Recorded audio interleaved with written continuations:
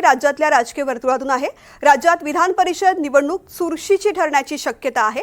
ठाकरे गटाकडून विधान परिषदेकरता अंबादास दानवेंना उमेदवारी देण्यात आली आहे। गेल्या काही दिवसांपासून विधान परिषदेसाठी उद्धव ठाकरेंचं नाव चर्चेत होतं, मात्र आता ठाकरेंच्या शिवसेनेकडून अंबादास दानवे विधान परिषदेवरती उमेदवार असणार आहेत, तर दुसरीकडे काँग्रेसही विधान परिषदेकरता उमेदवार देणार आहे।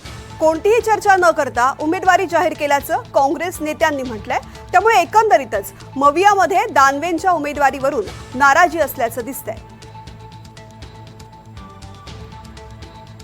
बाळासाहेब ठाकरे पक्षाकडनं अंबादास दानवे यांना विधान परिषदेची उमेदवारी दिलेली आहे आणि आपल्यासोबत आहेत। तुमचं सर्वप्रथम अभिनंदन। कशा पद्धतीनं तुम्ही भावना व्यक्त करणार आहात, कारण का एक प्रकार ही उद्धव ठाकरे यांची जागा तुम्हाला देण्यात आलेली आहे, त्यामुळे जबाबदारी आता वाढली असं वाटतंय का?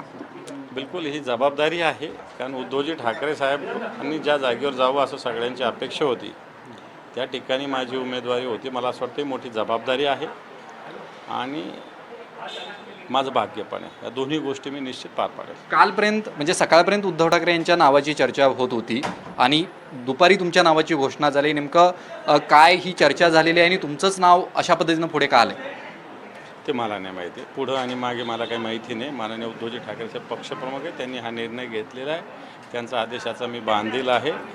वाटतं त्या हेतूनं मी इलेक्शन लढतो। पण तुम्हाला हा विजयाचा मार्ग सोपा वाटतोय का? विजय होईल असं वाटतंय का? का नाही होणार? 49 जागा असताना, 49 आमदार असताना का होणार नाही? पण काँग्रेसनं ज्या पद्धतीनं भूमिका घेतली आहे, आम्ही स्वतंत्र उमेदवार देऊ असं म्हटलं। सगळे एक आहोत, काँग्रेस वगैरे आम्ही सगळे एक आहोत, सगळे मिळून एकत्रित लढतील। काँग्रेसची चर्चा ऑलरेडी झालेली। मग तुम्ही भेटीगाठी घेणार आहात हर्षवर्धन सपकाळ आणि या सगळ्या लोकांची? मला असं वाटतं पक्षप्रमुखांचा विषय आहे तो। पक्षप्रमुखांनी सगळ्यांशी बोलण्याचा विषय, त्यांनी आदेश दिल्यावर मी कोणाशी भेटेल, त्याला काही अडचण नाही। महायुतीसुद्धा अतिरिक्त उमेदवार देत आहे, त्यामुळे फोडाफोडी होऊ शकते।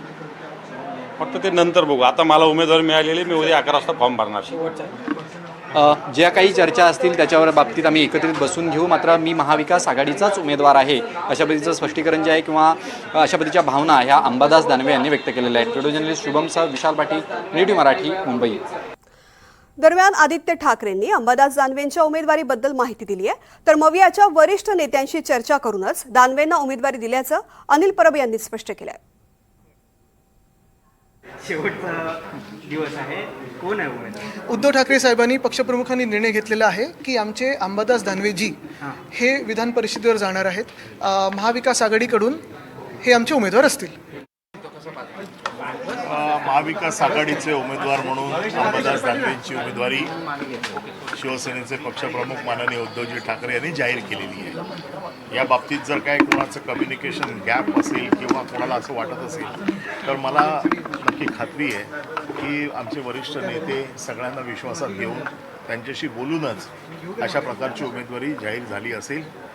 आणि कोणाच्या मनात काही गैरसमज असेल किंवा कोणाच्या मनात काही अजून याच्या बाबतीतली शंका असेल, तर वरिष्ठ पातळीवरती त्याची चर्चा होऊन उद्या महाविकास आघाडीच्या वतीने अंबादास दानवे हे आपला उमेदवारी अर्ज दाखल करतील। तर ठाकरे गटाकडून अंबादास दानवेंच्या उमेदवारी संदर्भात या प्रतिक्रिया येत असतानाच आमच्यासोबत कोणतीही चर्चा न करता दानवेंना उमेदवारी दिली अशी प्रतिक्रिया मात्र काँग्रेस नेते विजय वडेट्टीवार यांनी दिलेली आहे। आमचे सर्व वरिष्ठ नेते चर्चा करून निर्णय घेतील असं रोहित पवार यांनी म्हटलंय। नाही, ते काय करतात तो त्यांच्या पक्षाचा विषय आहे। आमच्या महाविकास आघाडी म्हणून समन्वय ठेवण्यासाठी चर्चा होऊन उमेदवारी घोषित व्हावी, जशी पवार साहेबांच्या संदर्भात एकमत झालेलं, तसंच उद्धव साहेबांच्या संदर्भात सुद्धा महाविकास आघाडीचं एकमत होतं। पण नवं नाव कोणतं आलं असेल आणि त्या संदर्भात कुठली चर्चा झाली नसेल, चर्चा न करता पुढे गेलं असेल, तर आम्हालाही योग्य वाटत नाही। तुम्ही चर्चेतून मार्ग काढावा, चर्चेतून पुढे जावं, हीच आमची इच्छा होती। पण तुम्ही शेवट तुम्हाला लढवायचं आहे, कोणाला लढवायचं, पण किमान चर्चा तरी आमच्याबरोबर व्हावी ही आमची रास्त अपेक्षा होती।